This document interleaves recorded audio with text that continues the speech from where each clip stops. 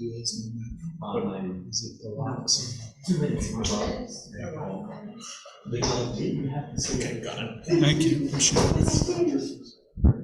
And then just watch out because this will shake because we're on this table. Are we ready? Bring it down. I'd like to call this matter to order. We're here today in the case of William Danoff Jr. versus the State of Olympus. I see that counsel for respondents and counsel for petitioner are here and ready to begin. We will start today's oral arguments with the arguments of petitioner. Petitioner, you may begin when you're ready.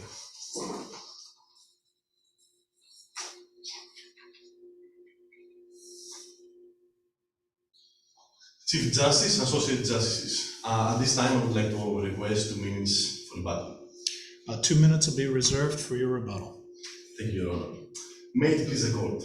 My name is Dimitrios Ntentia, and along with Ulvi Gitaliyev, we'll be presenting our client, Mr. William Danoff, and I will be representing the Fourth Amendment issue, and my co-counsel will be representing the Eighth Amendment issue. The court is here to decide whether a trained expert in drone usage in Iraq, operating a high-end powered drone using optical enhancements to spy on the North, is a violation of the Fourth Amendment rights, which states the right of the people to be protected from unreasonable searches and seizures by the government. We urge you to accept that the actions of the state of police, of the Olympus police, are a grave violation of the Fourth Amendment rights of our client, and we're asking you to reverse the lower court's decision. Now, would you like a brief recitation of the facts? No, that's fine, counsel. Go ahead with your argument. Thank you.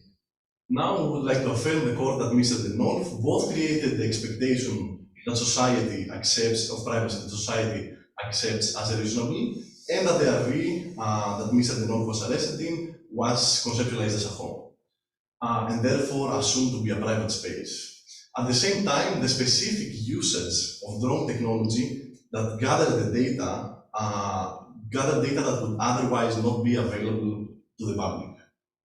The RV was of Class A, that was stated in fact book in footnote 3, and henceforth contains multiple sleeping locations and other home-like functions like bathrooms and a kitchen. Combined with the fact that the location has a permanent electricity grid connection and has not moved for 3 actual years, it explains Mr. Danoff's viewpoint that the RV was a home to him and therefore qualifies for a higher expectation of privacy. The RV, although this was not enough to prove it, if this is not enough to prove it, that this was a home to Mr. Danoff, then Mr. Danoff occasionally mentioned that he visited this place to clear his mind, and it's the only actual place that he felt comfortable enough to bring someone else to have a very private conversation for him.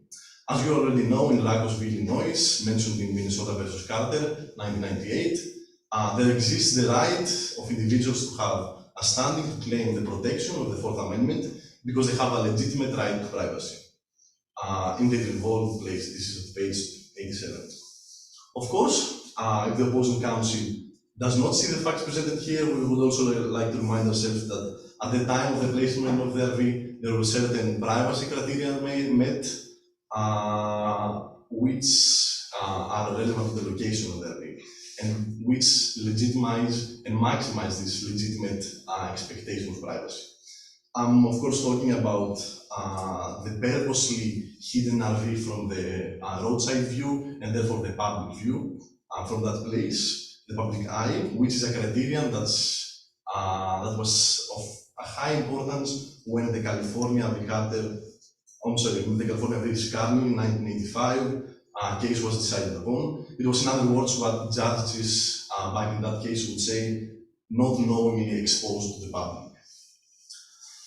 We do recognize that there was no curtain, but even then, this would have been for reasons that are beyond the residuals of our facts, and it would be a very narrow-sided view to assume that this alone would have any effect on the privacy expectation of Mr. Danoff. There's no reason, and there's no person in this court that would agree that there is no need for a door if there was no one to pass through it, right? Now, the unreasonable search not only resulted in the arrest of Mr. Ntentia, but did so in a malicious and invasive manner to the privacy assumed and created by Mr. Ntentia. We are once again confronted today with a question that has already partially been answered in Kylo versus United States, the question of where are the limits upon the power of technology to shrink the realm of guaranteed privacy. This is at page 4. But counsel, I'm glad you bring that up, because what's troubled me about this case is, I have friends who have fairly sophisticated drones now, and occasionally they come flying down the neighborhood and, the kids are chasing them and they're trying to look in on what's going on in their neighbors' yards. And, it's pretty ubiquitous. I see drones everywhere. This is hardly some kind of special technology like the technology used in Kylo, is it? I'm very glad you asked this question, because I will answer your question in my next 2 points very shortly. And if I don't, please, you can ask me again. Now, certainly, the technology that was used was inside FAA regulations, but that does not correlate to the fact that it was an invasive tool that was used to gather data from an assumed public and private, times of Mr. Ntentia to shrink that would otherwise not be available to the public. Now, coming to your point, the drone that was used was of high technological power, seemingly invisible, and had the output of 30 decibels. This is the analogous of a ticking clock, and it was inside Mr. Ntentia's private space with a very high, powerful zoom of 10x. Now, the fact that this technology is so quick and gets unnoticed makes it different than other conventional technologies used that are open to the public, like helicopters, right? Since Mr. Ntentia had no way to protect his privacy when there was no threat there. Now, even though the drone, as the fact state, was open to the public, there's a very narrow segment of the public that could afford it, and people from the public who most certainly do not have the surgical precision, the specialization, and the accuracy that the next military personnel, like Agent Riner, does have, who was the agent that was in charge of this operation. So can I ask you then, given the Riley case and the Siraolo case, if there had been a human being on board a helicopter hovering at 375 feet or at a legal altitude over public property and had used a 10-power magnification set of binoculars to see what was seen in this case, would that make a difference to you in terms of your evaluation of the privacy interest here? Well, the privacy question, thank you, Roman. The privacy question is mainly about the information that was gathered and not about who was on board, but it was about the specific fact that this information was gathered only with the skillfulness of this agent, and this information would not be available to the public if it was just a normal observer, like just a regular police officer, right?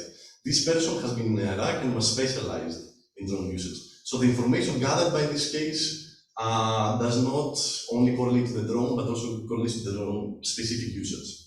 Now, ending, would like to request the High Court to overturn the decisions of the lower court in accordance with the violation of the Fourth Amendment.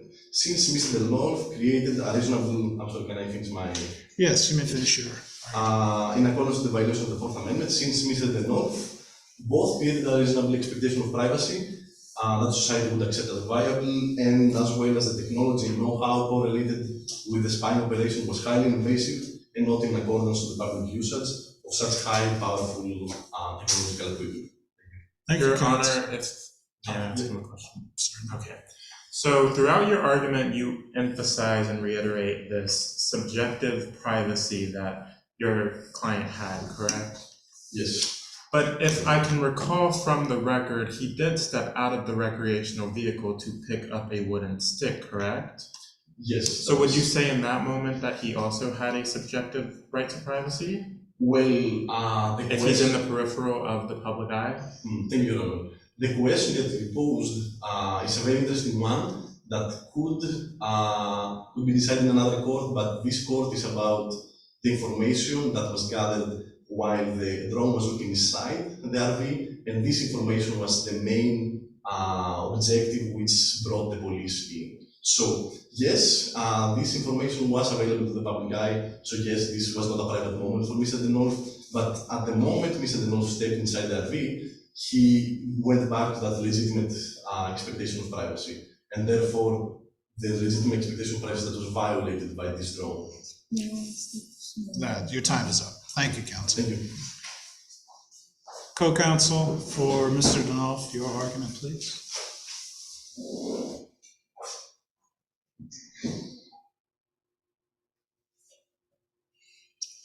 Chief Justice, Associate Justice, may it please the court. Today we are here to discuss the case of my client, Denolf Jr., who is a 15-year-old juvenile who has been de facto sentenced to life in prison and, as we will show today, to a death sentence in the prison system of the state of Olympus. First of all, while technically Denolf has only been sentenced to life imprisonment with 50 years parole, this would mean that he would be at the earliest released at the age of 65, which means that in the best case scenario, he would be released back into society with no marketable skills, no savings, and no chance of reintegrating into society before passing away. But in the worst, and unfortunately more likely case, he will die in prison, as thanks to a new report that can be found on page 6 of the case, of the record. It is stated that when entering the prison system, most prisoners do not expect to survive 39 years past their incarceration. And since Denolf Jr. has to go through at least 50 years, he is more likely to die in prison than he is to see parole, if even parole would be accepted. Your Honor, if I may, the record refers to the average inmate's life expectancy decreasing by 39 years once incarcerated, correct? Yes. Would you define Denolf Jr. as the average inmate? Your Honor, we believe that Denolf Jr., as a juvenile, has a right for rehabilitation more than the adult, who is the average person incarcerated in the prison.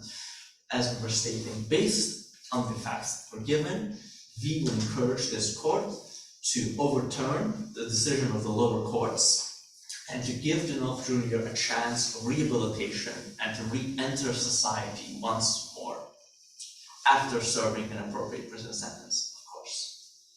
Now, as stated in many Supreme Court cases, but specifically in 2012 in Miller v. Alabama, juveniles are constitutionally different than adults when it comes to sentencing, unquote. What this means is that my client Denolf cannot be sentenced as an adult, but quite clearly by the judge in his first trial, he was sentenced as an adult. How can we prove this? Quite simple. In Graham v. Florida, itself quoting Workman v. Commonwealth, 1986, it is stated that incorrigibility does not apply to youths, unquote. But despite this, the judge said that Denolf was incorrigible. So this shows a clear violation of the Eighth Amendment's cruel and unusual punishments clause, as my client is a juvenile, cannot be, constitutionally speaking, incorrigible. And for the court to have found him so is a violation of his Eighth Amendment rights and of his constitutional rights in general. Your Honor, you state that the state of Olympus tried your client as an adult in his initial trial, correct? In spirit, yes, Your Honor. Okay. But under the Proposition 417, in accordance with the state of Olympus, does it not explicitly state that a juvenile offender who is convicted of second-degree attempted murder, in which your client is subjected to receive a life imprisonment sentence with or without the possibility of parole? Yes, Your Honor, that is the case. But, as it has happened many times before, both in this court and in history, as shown in Solemn, it is not applicable for the legislator, or in this case through a popular referendum, to sentence a juvenile, let alone an adult, into a prison sentence that should be found unconstitutional under the Eighth Amendment. And we believe that this is a case just like that. Now, to move on to our second point, even if Dimitrios Jr. was found guilty of all the things which were mentioned in the trials, there are 4 criteria that are mentioned in Graham v. Florida 2010, as well as other cases about, also specifically Ulvi v. California 2003, about the criteria that must be looked at when sentencing adults or juveniles. And those 4 criteria are rehabilitation, incapacitation, deterrence, and rehabilitation. Of course, incapacitation has been achieved, for my client will be in prison for decades to come, if not his entire lifespan. Deterrence has been achieved, as my client and other people in the state of Olympus will be discouraged from committing the crime which he has committed. And retribution has undoubtedly been achieved, as my client has, for all intents and purposes, lost any chance of being part of society, even if he is released from prison. But what the trial and the state of Olympus has forgotten is the chance for rehabilitation. My client is a juvenile. He has a right to be rehabilitated, and he must be given that chance at rehabilitation before he reaches adulthood. And yet he is already, at the time of this trial, an adult. And so for him to have lost his chance as a juvenile to be rehabilitated is once again a violation of his 8th Amendment constitutional rights. Let's let him continue. And so, based on that, it is, to be speaking frankly, barbaric for any state or any court or any country for that matter to tell a 15-year-old juvenile that his life is, for all intents and purposes, over, that his chance to rehabilitate, to reform, to improve as a human being, to grow as we all have in our lives, is over. And now for a crime which he committed at the age of 15, he must suffer for the rest of his adult life. But counsel, the law that I'm most concerned about here is categorical disproportionality. Is there something about this particular sentence that moves it into a category of juvenile punishment that is similar to other categories that we have found constitutional or unconstitutional? Yes, Your Honor.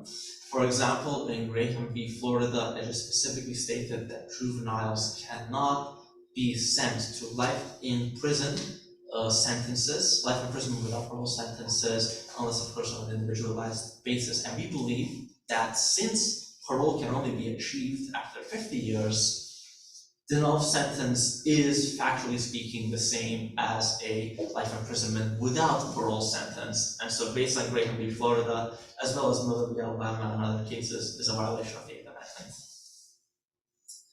And so, looking at all the evidence at hand, it is quite clear that my client Dimitrios has been dealt a great injustice by the state, and it is clear that he must be given a chance at a retrial to be shown that as a juvenile, he must be given a chance for rehabilitation and regrowth.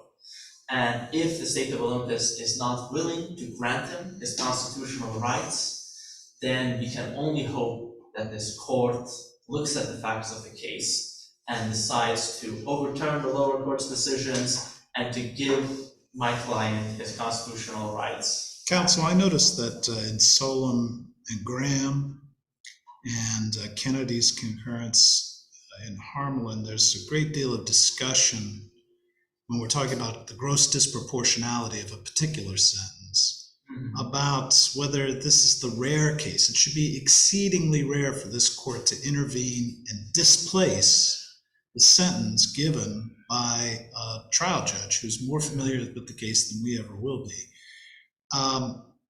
Can you tell me, why is this case one of those rare ones, exceedingly rare cases?